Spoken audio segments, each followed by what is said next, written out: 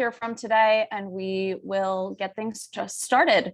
So hi, I'm Stephanie Teletsky. I'll be today's moderator. I'm the Vision Zero Coalition Manager at Washington Area Bicyclist Association, and our lovely panelists for today, we have three of them. Our first is Sonia Brehe from Coalition for Smarter Growth and Fairfax Families for Safe Streets.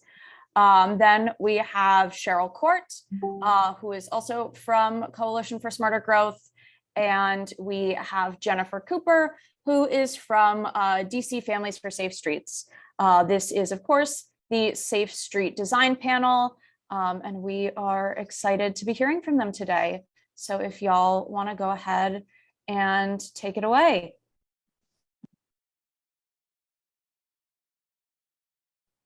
Okay, so I guess I'm up first. I just want to thank everyone for joining WABA's Vision Zero Summit today. My name is Jennifer Cooper. I'm a resident of Parkview, and I'm here today with DC Families for Safe Streets.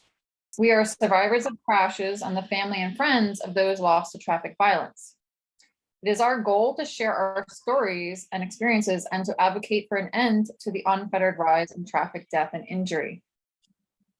We know cars are dangerous and that walking is essential, not just for our mental and physical health, but for our sense of community. Not only that, but as we rebuild our infrastructure to address climate change, we must consider a population over age 65 that will double by 2050, with the top causes of death all related to poor diet and lack of exercise. Walking is the most affordable and most effective way for older pedestrians to remain independent, avoid loneliness that leads to depression and cognitive decline, and stay fit. Unfortunately, our addiction to private vehicles has let the humble sidewalk fall to the lowest priority. Given how important sidewalks are to our health and wellness, the decrepit condition of our sidewalks presents as grave a public health threat as contaminated water and air. I know that sounds dramatic, but that is really honestly how I feel about it. Personally, I'm tired of a transportation system that prioritizes speed over people and the planet, and I am ready for action. In the 10 years of living in Washington, DC, I've been hit by a vehicle 5 times as a cyclist and once as a pedestrian. The SUV that hit me while I was jogging in my neighborhood was traveling only 15 to 20 miles an hour, which may seem slow, but I assure you being hit at that speed is very traumatic. I was lucky. I survived with only scrapes and bruises and a broken thumb. But as I've walked around my neighborhood, I've met far too many people harmed by traffic violence. A fellow neighbor on Lamont Street was hit by a car and lost his leg. A family creating a memorial at Wangari Gardens for a daughter killed in a crash. An engineer who's now driving for Lyft because of traumatic brain injury. We all know that the problem is getting worse. Nearly 1,000 pedestrians and cyclists are injured on the streets of DC every year. Over the past 5 years, there have been an average of 653 crashes involving pedestrians and 334 crashes involving cyclists each year in the district. 40 people lost their lives on the roads in 2021, and already 26 people have lost their lives in 2022.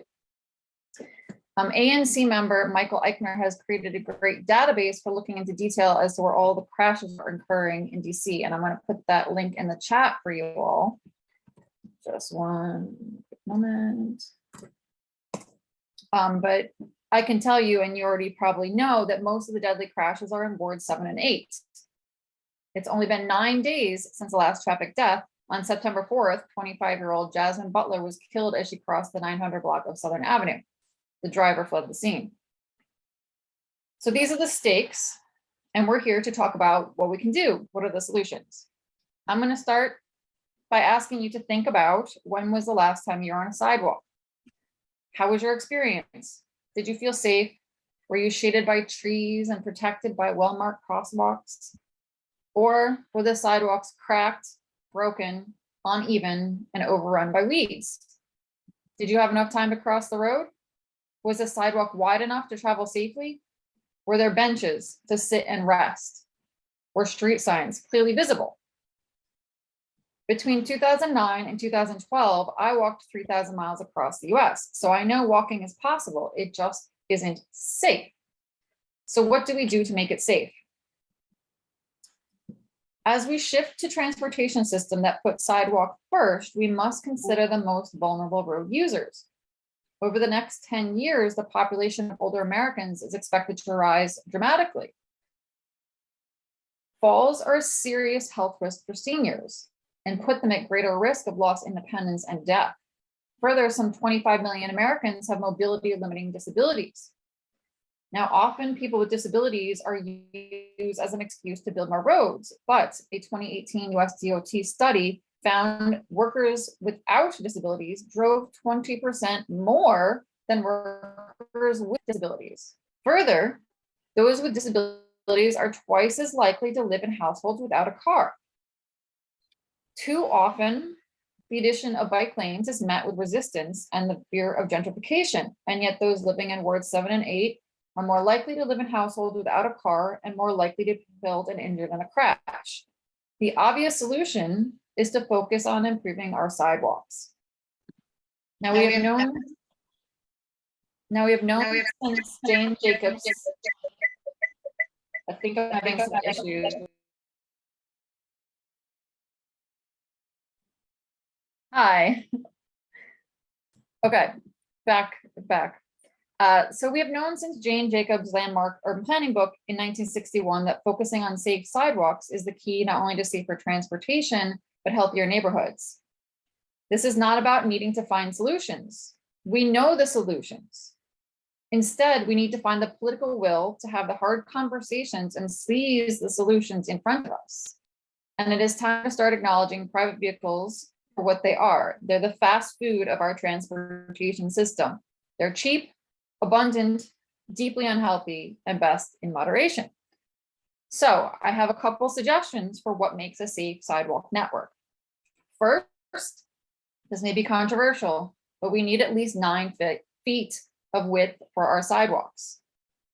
This provides 36 inches per ADA in each direction, plus 36 extra inches for pedestrian parking. This is something we desperately need. Many of our sidewalks are well used, not just by those in motion, but by people waiting in line, bending, or socializing on the sidewalks. Number 2, and if you can put up the photo of more benches here. As the number of seniors and those with disabilities increases, benches are essential for equity. People need protection from the sun and safe spaces to sit and rest. Fortunately, we don't need to wait for the city to act. Homeowners, like a friend of mine who lives in Stronghold, can step up, and I'm not sure if the photo is working or not. But a friend of mine who lives on Michigan Avenue noticed a lot of people sitting in his front yard waiting for the bus. He got a grant, commissioned a Pakistani artist, and created a beautiful bench in his front yard. Now, yes, here's the bench. So that didn't take anything but someone stepping up. Similarly, residents can request more street trees. I'm going to put the link here in the chat so you can easily request some street trees through this link. If you go to that site, this is a GIS map showing the location and condition of all the street trees in DC marked in green. Any place where there's a circle in blue is a location where a tree can be planted. I highly recommend requesting a few trees, maybe not too many because you're going to want to ensure they're watered and stay alive. But using this map, I was able to request 2 trees in front of my house on Lamont Street. Also, similarly, Casey Trees has a link for you to request, often for free, for street trees to be planted or for trees to be planted in your yard. So a third element that we need for a better sidewalk system is going to be to repair cracked, broken, uneven, and narrow sidewalks that pose a risk of falls. Now, a neighborhood viewed as vibrant and walkable by the able is not necessarily viewed as such by older residents. Just as even a minor vehicle crash can have a significant impact on the quality of life, a fall for an older adult can lead to rapid decline in health and quality of life. Thumb and hip fractures are common in older adults, typically the result of a fall, and I can personally attest to how long it took to recover from a thumb fracture. So it's very easy to see how a fall can result in the loss of independence for an older adult. If we can put up dementia-friendly signage now. Dementia-friendly signs are essential to increase the amount of time people can remain living at home independently.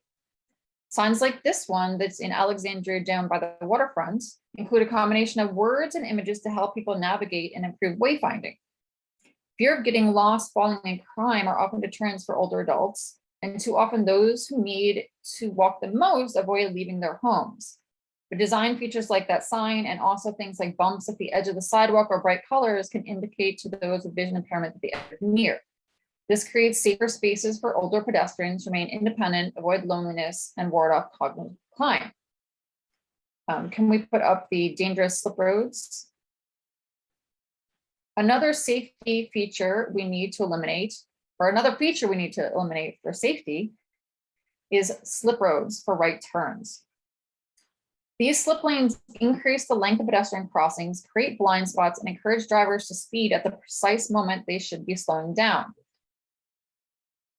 There is no legitimate purpose for slip lanes beyond ease for drivers who don't want to slow down before making a right-hand turn. And given the fact that DC is moving toward no right turns on red, slip lanes are inconsistent and unnecessary. As you can see in this photo, all too often these lanes result in pedestrians getting trapped in the median and unable to cross. Many of DC's traffic circles have a variation on slip roads that put vehicles in conflict with crosswalks. Next, if we put up the image of the raised crosswalks, continuing our theme for our sidewalk network, we need raised crosswalks and increased time for pedestrian crossings. Intersections are the leading sites of pedestrian injuries and fatalities, and raised crosswalks can dramatically improve safety. Similar to speed humps, they reinforce slow speeds and stop signs and basically force motorists to yield to pedestrians at the crosswalk. They can also prevent cars from speeding out of blind alleys, which I know is one of my biggest fears after being hit by a car. I'm always worried that a car is going to just come barreling out of an alley and not see me. Ward 1 Councilmember Brianne Nadeau's Walk Without Worry is working to standardize the design and installation of raised crosswalks. But despite this goal, I'm expecting there to be a battle. I've sat at multiple transportation meetings and listened to DDOT make excuses for why raised crosswalks can't be installed. Basically, they've said that if the volume of the road is too high, then the crosswalk will be unsafe and a nuisance for drivers. However, these are precisely the roads we need to slow drivers the most. Emergency vehicles are one of the reasons they say they cannot have raised crosswalks because they might have a difficulty. But if we consider that one of the top reasons for needing police, fire department, and ambulance is a traffic crash, it might be time to invest in primary prevention by redesigning the infrastructure and have raised crosswalks rather than maintaining a system where large emergency vehicles can travel fast. There are some raised crosswalks in DC, but they're far from standard. So instead of flagging the intersections and acting after the fact, Nadeau's plan would create new road standards and require DDOT to include the installation of continuous sidewalks in all road projects. Next, we need to consider closing more roads to through traffic. Although our system readily acknowledges roads that are not suited for pedestrians, such as interstate, we fail to take into account the reverse. Many streets in DC have so much foot traffic that getting through with a car is next to impossible, and yet the streets remain open to cars. This puts pedestrians in harm's way so that a few vehicles are able to squeeze through. Beach Drive is one example of a road that has been closed, well, not as much as we'd like, but has been closed to some traffic. I can think of portions of U Street and 18th Street, as well as 14th Street in front of Target and Columbia Heights, where driving is basically a lost cause and road closures should be considered. So it might be time for us to do a survey of the top pedestrian locations and make recommendations in each ward as to streets that can be closed to traffic for pedestrians. Next, we must consider connectivity to adjacent cities, counties, and states when looking at our sidewalk network. And my fellow panelists will be talking a little bit more about Maryland, Virginia, but I can tell you that DC Families for Safe Streets in January participated in a town hall held by Eleanor Holmes Norton to address the rise in traffic violence. And she noted that key to leaving the car at home is equity, which means we need both more sidewalks and places to walk, including more grocery stores. It's hard to ask people to leave their car at home if there's no places in walking distance. Next, in In looking to bring about road improvements, we need a regularly updated public dashboard or sidewalk tracker. This can list what repairs have been reported to 311, a timeline for repairs, and planned sidewalk improvements. Just as Google, Apple, and traffic tracking apps note hazards, we can have an app that lists location of sidewalk hazards, including damaged and missing sidewalks. Finally, to wrap up, we just need to make sidewalks a priority. While many people know what Vision Zero is, and everyone knows someone killed in a crash, we somehow forget the humble sidewalk. And I know the scope of the problem seems large, but we have the solutions. We just need to follow through on implementation. Thank you all for listening. I think we're doing questions at the end, so please add any questions to the Q&A. Great, thanks. I'm just going to keep rolling, Stephanie, is that fair? Sounds good to me. All right.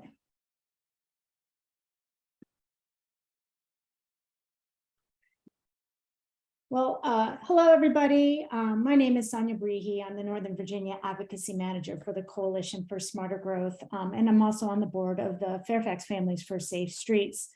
And today I'm going to present on our advocacy efforts to make arterials safe for all users.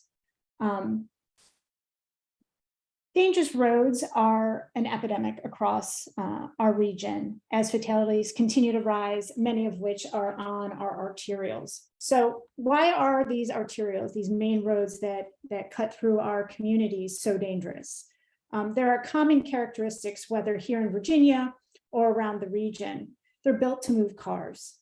They carry high volume of cars along key transportation corridors. They have higher posted speed limits, usually 40 to 45 miles an hour, even though they go through residential activity centers and so forth. They often have many lanes, 5 to 10, even more in some cases, often missing sidewalks, few safe crossings, without pedestrian medians, no bike infrastructure, and bus stops without crosswalks. You know, much of our region was built around the automobile, especially out here in the suburbs, and it still shows today. These arterials prioritize moving cars over the safety and ease of other road users, trying to navigate on foot, by bike, scooter, or transit. So I want to highlight two efforts I've been working on to show how advocates can come together to make our main arterials safer, but also the challenges we face. One is the Richmond Highway in the Alexandria portion of Fairfax County, and the other Route 7 in Bailey's Crossroads area of Falls Church, also in Fairfax County. So we'll start with the Richmond Highway. It's notoriously dangerous arterial in our region. It has a posted speed limit of 45 miles an hour, is flanked with bus stops without crosswalks, as we can see in the picture here. And the intersections are far apart, and it really makes it super inconvenient for people to try to cross safely. So people, they go for it, right? They take the path of least resistance. However, Richmond Highway is undergoing a significant transformation in the coming years as it's transformed into a walkable, bike-friendly, inclusive, transit-oriented corridor. It's all part of Embark Richmond Highway, a comprehensive plan amendment that laid out the groundwork for this vision. And the Richmond Highway Corridor Improvement Project is the beginning of that transformation.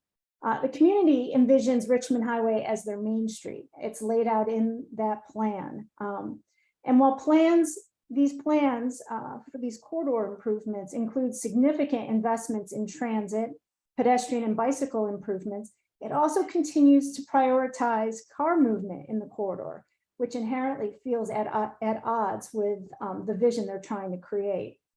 So this project includes the widening of Richmond Highway from 4 to 6 lanes. It'll have center running bus rapid transit operating in dedicated bus only lanes. And they're adding separated two-way cycle tracks and sidewalks on both sides of the road.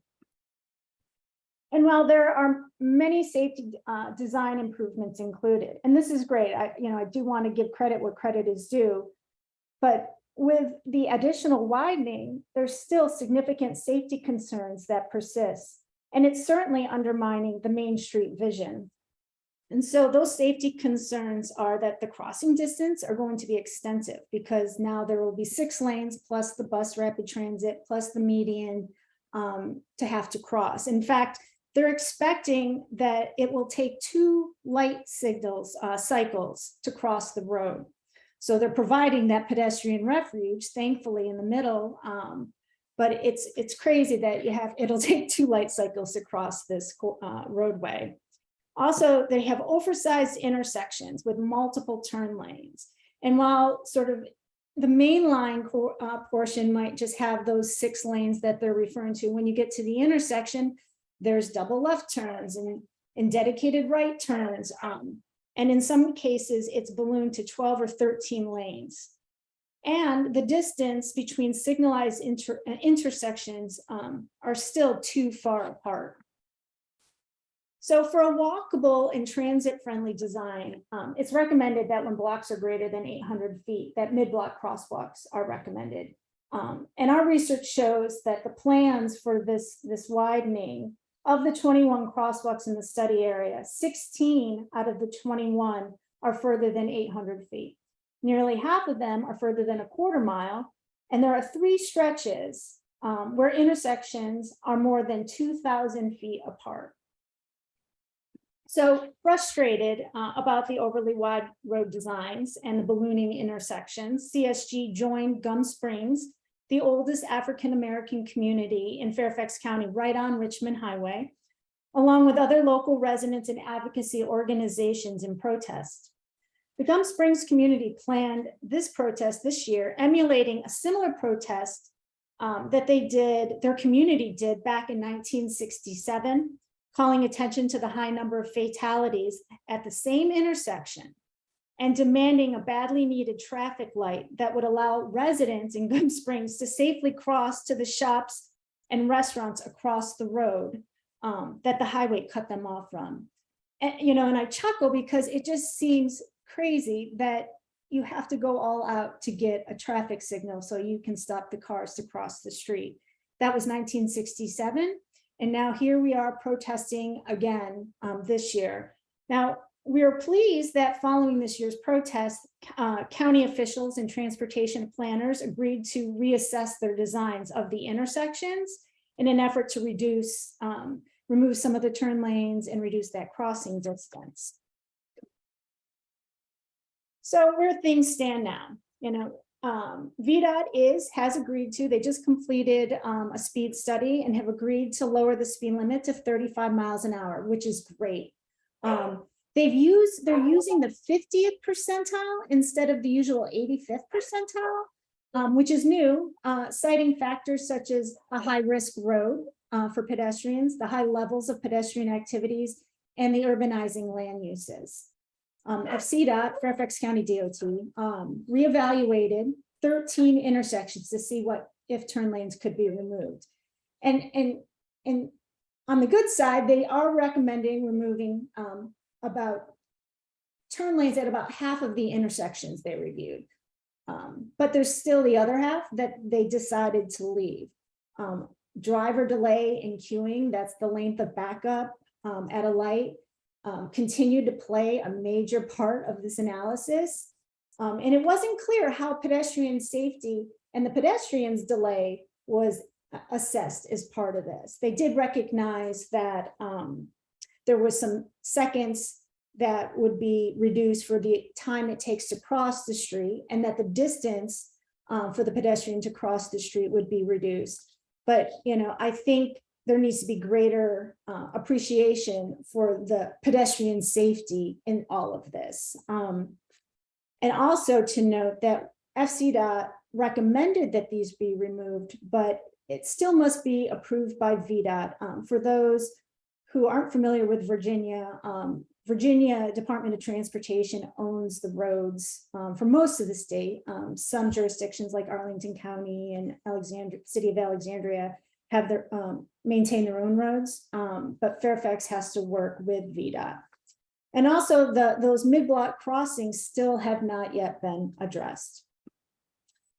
So now, we'll switch over and talk about Route 7. This is in the Colmore neighborhood of the Bailey's Crossroads area. It's another high pedestrian crash corridor in the region. It has a 40-mile-an-hour posted speed limit. There are 7 bus stops that are mid-block without crosswalks close by, and the intersections are far apart. And while it has some new sidewalks completed back in 2015, there are still critical gaps that force people to walk on the shoulder of the road. In fact, a woman was struck and killed doing just that this past December, right there in the picture where those cars are going in and out of that gas station. There's no sidewalk there, and pedestrians have to walk in front of that. So the Colmore community is home to a large immigrant population where many residents regularly walk, bike, and take the bus at much higher rates than the county as a whole. Yet residents are forced to endure unsafe conditions that have already taken lives and seriously injured others.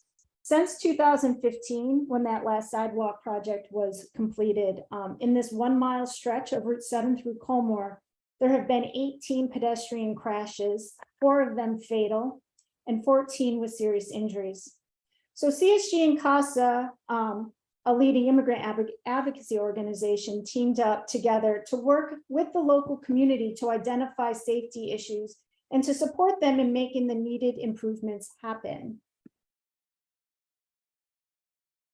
So a key part of our campaign is to engage and survey the community on safety concerns. We focus on the Colmore neighborhood because CASA has grassroots community presence there. And so together with the help of the community volunteers, Fairfax Families for Safe Streets and Fairfax Alliance for Better Bicycling, we undertook a community walkability survey, which included a door-to-door canvas and 2 pop-up events. We also performed a walk audit during the afternoon rush hour to supplement the survey. And the survey results and walk audit findings were analyzed and compiled in a report and shared with elected officials, staff, and transportation planners. We'll share the link to this report in the chat.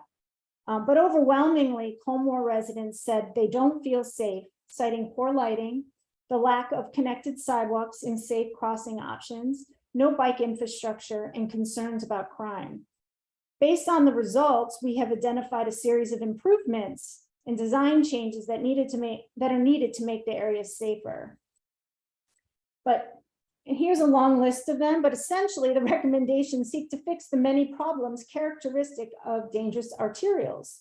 We broke them out into short-term and longer-term fixes, recognizing how long projects can take and hoping to win some badly needed safety improvements as quickly as possible. This corridor is expected to get BRT in the future, similar to Route 1. So that will provide the opportunity for a more complete redesign. But like Route 1, we need to keep a watchful eye and stay engaged. So, and a full list of our findings and recommendations are in the report. So CSG and CASA's joint efforts prompted an important public meeting that VDOT, in collaboration with Fairfax Department of Transportation and the local supervisor, held.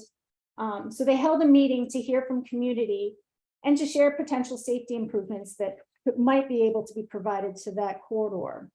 And wow, there was such an impressive turnout, like over 200 people attended from the community, including school-aged children, all of them sharing their stories about walking to school, to work, and other places around the community. Clearly, there are issues of safety on the streets in this community, and they wanted to be heard because they certainly turned out. And many of the comments expressed at the meeting were very similar to the survey results. So where do things stand? A speed study was initiated. It's supposed to be completed this fall. So the outcome is unknown. We're hopeful that we'll get a speed reduction here as well, but that remains to be seen. The temporary fixes that they said they've done are really completely inadequate to keep people safe now, while those longer term plans are sort of figured out and built out. VDOT won't install a temporary sidewalk connection in front of that gas station. They cite they won't put a fixed object in the roadway because they're concerned a car might strike it. It's just stunning to me that they don't seem to get that if it's not the Jersey barrier, it's a person they could be striking and killing. Yet, so what they did is they painted hash marks along the shoulder instead. So we got paint and signs, but no physical separation. They added more pedestrian signs. They also added more time for pedestrians to cross at one intersection, but not the other. And they won't do a leading pedestrian interval to give folks a head start crossing. They said they can't do it because of the turning maneuvers are programmed. I don't really understand, but basically it's, again, cars. Can't do it. There is also a pedestrian crossing safety study initiated, but recommendations and timeline is unknown. There were 3 sidewalk completion projects identified and preliminary scoping done, which will be great once it's completed, but again, funding and timeline unknown. So our work continues. So there are a lot of challenges we face, and I was sort of figuring out how to wrap up this presentation, and I just sort of brainstormed what those challenges are. For me, working in Northern Virginia, I find that the campaigns are hard fought and hyper local. They're not always consistent across the county. I feel like we're playing whack-a-mole. We fix it here and then we got to do it again over there. We need a more holistic approach. There seems to be a lack of urgency to make life-saving improvements. These projects take so long between the study and the funding and the construction. In the meantime, people are still at risk because they're still walking and biking in that area. Continued prioritization of convenience in driving over people's safety, victim blaming. You know, I feel like this day and age, I'm not surprised. I wish we were beyond it. But it's why are they crossing there? Why are they jaywalking? We saw that presentation earlier, and it's very real and it's challenging. Even our elected officials victim blame. Communicating with transportation engineers, you know, trying to help advocates and community residents understand what's going to make the road safer, and how do we communicate that? How do they communicate that to traffic engineers who still seem very fixed on car movement and liability for trying anything new? And I guess that's it, this unwillingness to even pilot new ideas. At least that's what we're experiencing here in Virginia and in Fairfax County. I know we heard some great stuff that they do in the district and in other places. It's really challenging and frustrating that we can't do something similar in Fairfax. And often lack of funding is cited, you know, and while it's what we hear, I think it's more about prioritizing how our money is spent and less about that we don't have it. Billions are spent on road widenings. It's really about a reprioritization and moving towards prioritizing people's safety and moving people, not just the cars. So, you know, please, I know there's probably a ton of other challenges we all face. I ask you, what else? What did we miss? Please enter some ideas in the chat. I think together we can really work to overcome them and win the safer streets that we need for all users. So, but before I finish, I wanted to give a shout out to Nova Families for Safe Streets and the new chapters expanding their reach across Northern Virginia. I'm on the board of the Fairfax chapter. They do great work bringing advocates together and individuals and family members who have been impacted by fatalities or family members who have been injured. And so that together we can advance these safe street needs. They've been involved in both of the campaigns that I've cited in my presentation, but many other efforts as well. And one in particular is this near miss dangerous location survey. This is crowdsourced data, helps identify problems and inform our advocacy efforts. So please add to the survey, share it with others, because obviously the more data we have, the better. You can access the survey. It's also now in Spanish, which is great, on their website here, novasafestreets.org. So I encourage you to check it out and get involved. Thanks so much.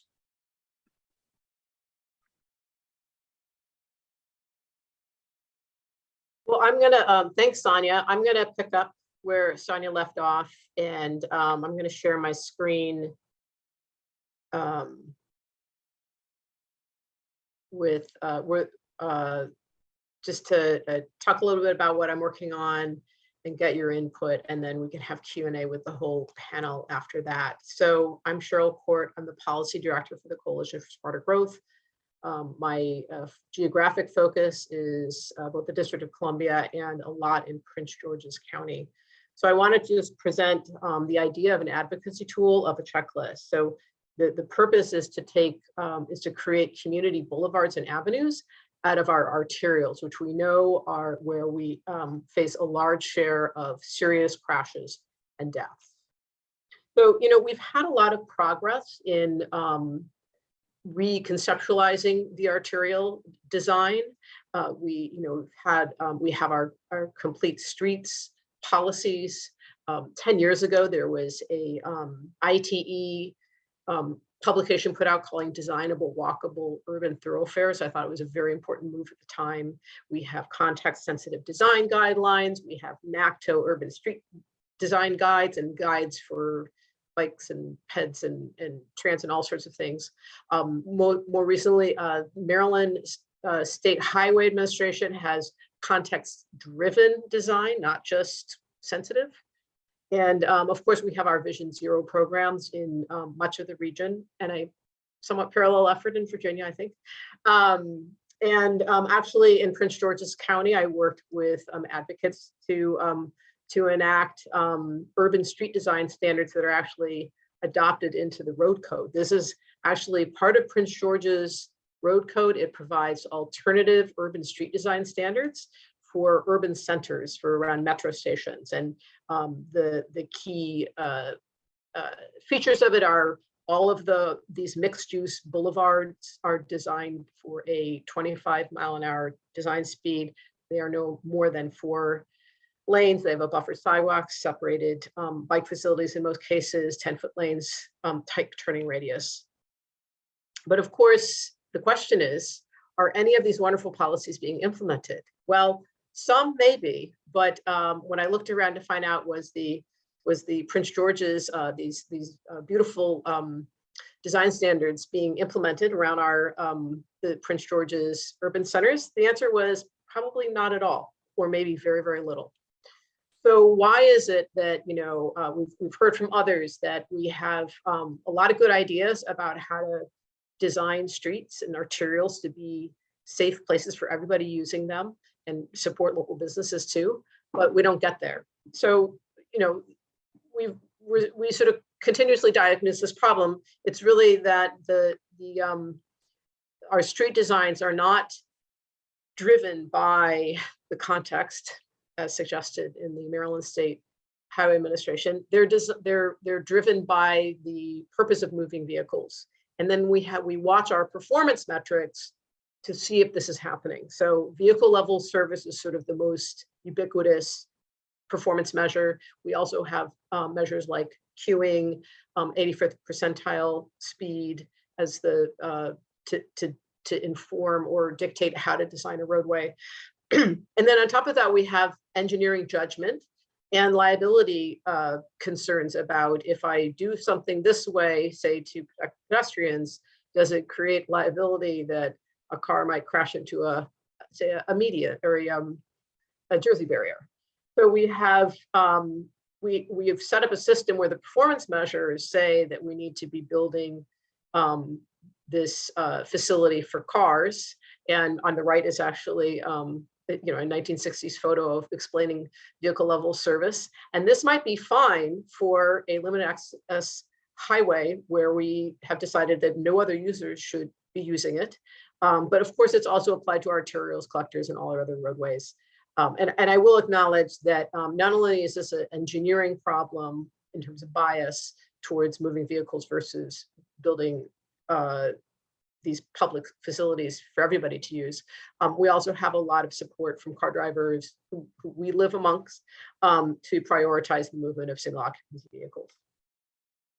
So what are the alternatives that we know about and we've worked on to get to trying to design these safer and more vibrant streets? Well, we have done things like we've adjusted vehicle level service. You can go from like a C to a D to an E if you're in especially designated area in a land use area that merits this relaxing of a vehicle delay standards. Basically, there's also multimodal level of service kinds of assessments that are trying to use the level of service idea, but make it multimodal or follow it for pedestrians, bicyclists, transit. So I'd like to sort of propose an alternative to this, and that's a minimum of 10 design features that just need to be part of a street if we're saying that it's designated as supporting a mixed use arterial area, or in Fairfax, it would be a commercial revitalization area. In Prince George's County, it would be a regional transit center or a local center. There are designated bike ped priority areas in Montgomery County. And so if we can, so my proposal is that if we can sort of hold on our heads as activists and then informed decision makers, that there are some criteria that we just need to keep in mind if we're going to say that this street is moving towards or has already established some minimum threshold features that make it designed in a way that is actually supporting the goals of a mixed use environment and safety for all the users. So here are the 10 that I propose. A 25-mile-an-hour design speed, no more than 4 lanes, no free right turn lanes, a travel lane width of 10 feet, and for bus routes, it could be 11. Minimized crossing distance, I haven't quite worked that out yet, so I'd appreciate input. Crosswalks on all legs of the intersection, a pedestrian refuge island of at least 6 feet if it is a 4-lane road, a tight turning radius that's essentially a square corner, an 8-foot sidewalk that's buffered, bicycle accommodation, and street connectivity measure that that makes sure that we have an interconnected network that shortens block length and facilitates connectivity between neighborhoods so that all vehicular traffic isn't pushed up onto the arterial. So with that, I wanted to ask you as participants to help me think through this and get your input and sort of vote and comment on these 10 essential features for a mixed use community boulevard, and then talk about what's missing. So I'd like you, let's see, I'm going to go to the chat, or if Son, you want to send that in the, oh, there's the chat. Let's see. Sonny, can you put that in the chat, the Padlet? So I want to ask people to go I to. don't think I can cut and paste it from your. Oh, okay. Can Oh, you- wait, Waba. Oh, they Just got it. dropped it in. Thank Okay, you. we just dropped it in. So that's the chat. It's padlet.com, and then it has my name. 243/safe streets. And so this is the Padlet link here. And I'm also actually hold on here. The link I've also noted right here. If you're viewing my screen, you can still see it. It says padlet.com right here. And so here are the criteria that kind of I'm just talking about minimum threshold for an arterial that we're going to say is supposed to be a boulevard or avenue, not just an arterial to move lots of cars. And what is this the right set of minimum standards? Is it, could we refine these in a way? I will suggest that in order to make it usable, the idea is that we know a lot about solutions, but we're not winning the day in terms of the people who have power to change the kinds of streets that we're designing and operating. And we have to figure out another way to deliver that message and persuade decision makers that they can adopt a different approach. And so I'm asking for any input. I see lots of upvotes, but also any comments on this. And then the next question is sort of what's missing from this list. Now we could have a really long list, but think about how we want to use this. Actually, are there? you know, how do we put this in the hands of, how do we work with decision makers to take that next step, to provide oversight, accountability? What are some approaches that might help us utilize, you know, how can we use sort of the right rubric to get people to, or decision makers to think about things differently, and really sort of empower decision makers that they don't have to always defer to an engineer that says, oh, well, we've measured this and the performance measures say this is failing. This is a failing intersection. And so we have to have a triple turn lane here. It's really the only way we can address the overall safety of this roadway. I'm going to suggest a couple things here. So I guess one I would say is a report card would be one way to create an accountability measure. And obviously we hope to brief electeds and ask that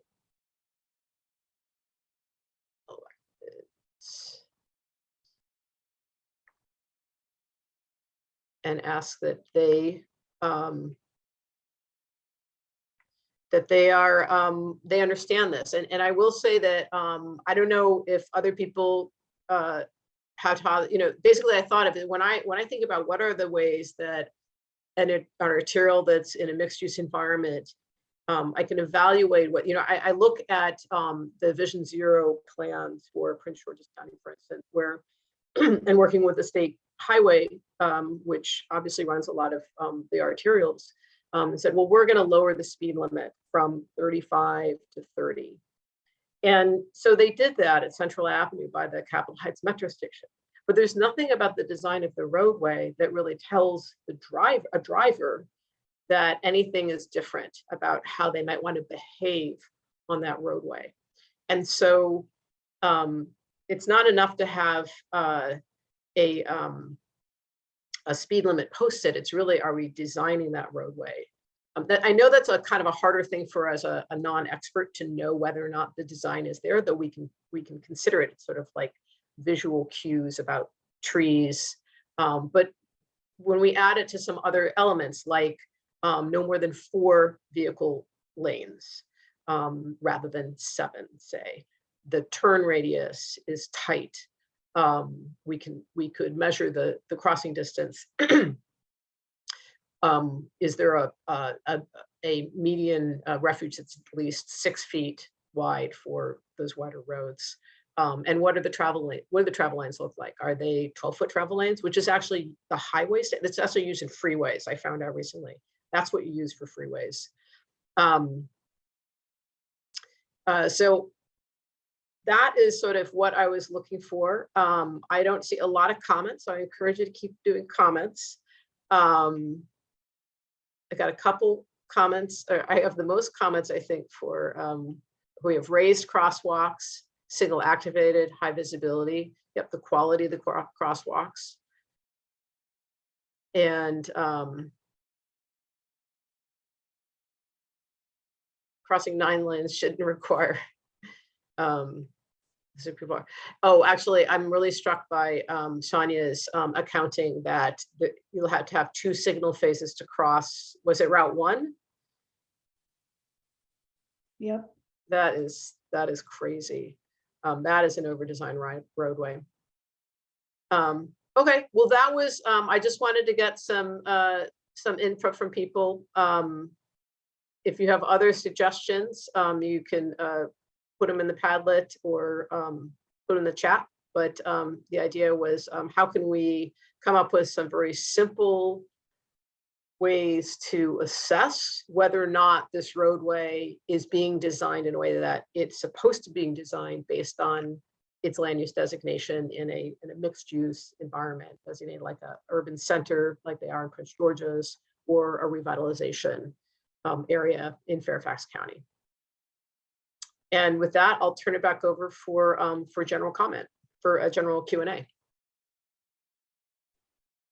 So it looks like we've gotten a few questions in the chat.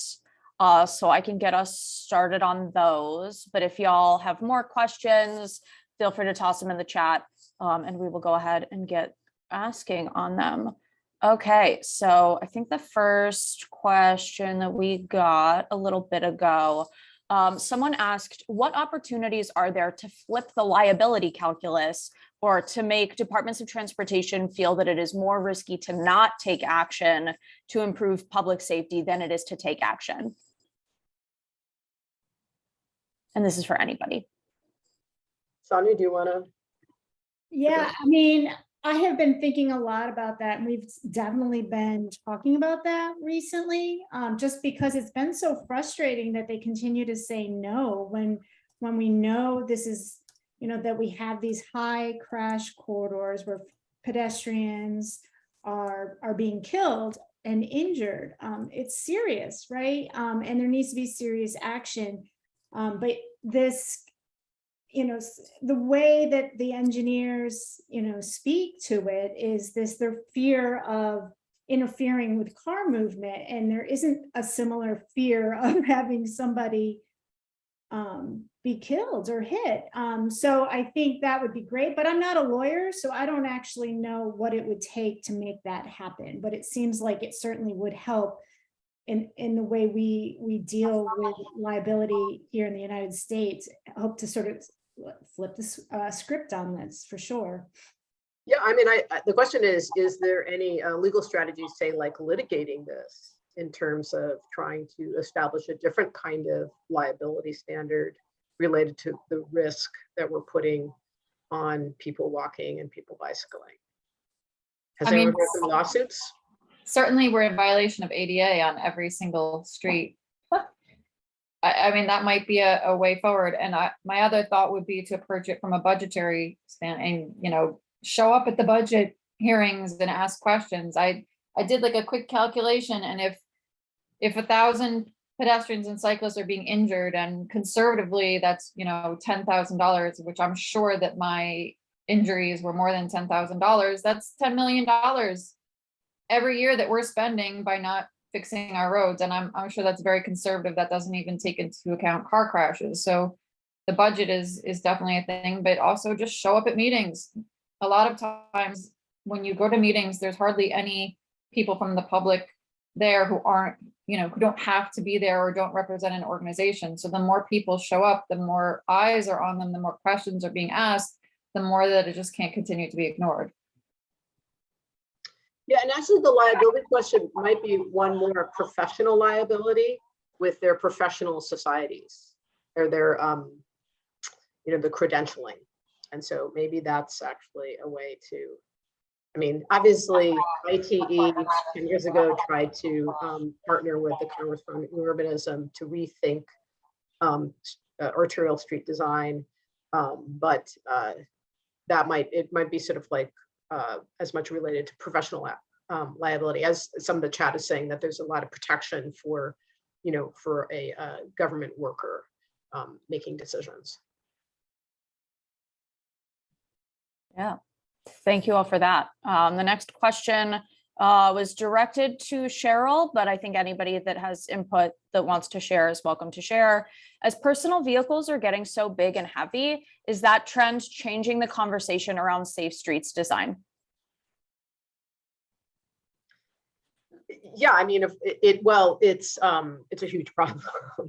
And it's something actually the UC Council of Governments emphasizing that the height and the weight is creating more serious crashes, basically, with the same collision that might have happened years ago. So yeah, so bigger, heavier vehicles that have a lot more blind spots is a huge problem, and it's crowding out.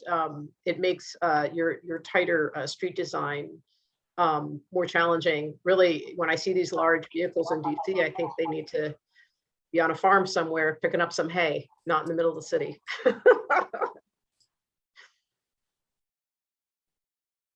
I mean, I'm not sure if there's a car tax in Virginia based on weight, but there, that could easily be a thing to dissuade people from having large vehicles, is to have a special driver's license if your car is over over X weights, it just to kind of generally discourage large vehicles. Mhm. And DC has a bill on that, correct? I think, was it part of the most recently approved budget? I think that was it. It's more That's how recent they than snuck that, that but in. I think it's a good idea because it makes people think differently about, I mean, because it's sort of this mentality that like, if you're driving a tank, you're safer, right? And so it's this arms race basically of people feeling like they should buy a bigger, heavier vehicle in order to protect themselves. Mhm. We are getting close to time, so I'll go ahead and ask one more question and then we'll go ahead and we will wrap this up. Thinking about areas in Prince George's County like Branch Avenue and Central Avenue that are near metro stations, is there more political will to make safety changes now, or do you expect that we will have to wait until there is more residential density? I think that we will, we're going to have a new county council seated in January. And so I think that that's an opportunity for some new ideas and new thinking from the new council. So that's actually what I'm hoping for. And for everybody who's interested in making Prince George's a safer and more prosperous place, please connect with me because I think there's an opportunity to do some work to improve and really fulfill a lot of the potential of Prince George's County and bring down its traffic deaths and pedestrian deaths are actually twice its peer jurisdictions. It's twice the deaths of Montgomery and Fairfax County and DC. So it's actually a disaster. A lot of room for improvement. I will actually ask one very last question to whoever it is that would like to take it, and then we will conclude. This is kind of a big one, so we'll see how it goes. How can we address overall car culture? Any recommendations on how to change driver attitudes and behaviors towards pedestrians? I mean, walking just needs to be made cool. I'm not really kind of joking about that. There's a lot of the mentality that walking is for poor people or walking is the last resort, not that walking is really nice and enjoyable. And if we have more trees and more benches, I think it is starting to shift. There is more attention. There's the All-American Rail Trail that is happening I know in the UK. Since COVID, they have mapped every single walking route. It's something called the Slowways, just to encourage walking as a pleasurable kind of endeavor, not just something you do, in between your car and the two locations you want to be. I had another thought on that, but I've lost it. But I think it just needs to, someone said to me recently, we need to kind of have a reality check with our sense of urgency. Like, why do we need to be somewhere so fast? Driving is an addiction, and maybe we need to start treating it as such. I think that it's really a land use problem. The most convenient way for me to get most anything I want to do is by walking or bicycling, because I live, at 14th and U. And not everybody wants to live at 14th and U, but we can build safer, more walkable neighborhoods throughout the city, throughout the suburbs.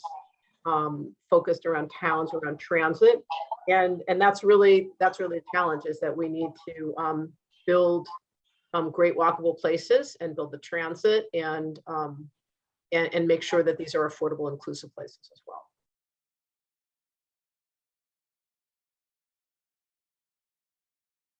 Great.